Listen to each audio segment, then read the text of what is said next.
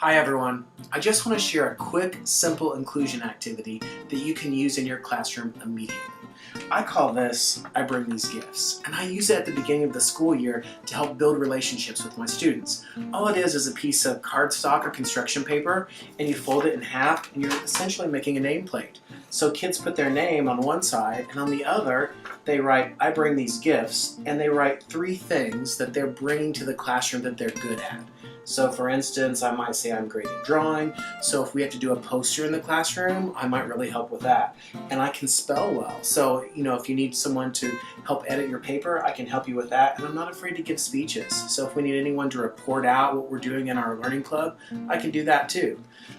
I bring these gifts. This is just one of many great ideas you can use from our new teacher workshop held this year on Friday, September 21st at Tri-Central Elementary School, a class school centrally located near Kokomo, Indiana.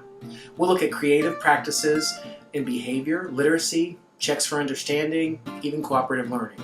A full day of simple ideas to put into your practice immediately.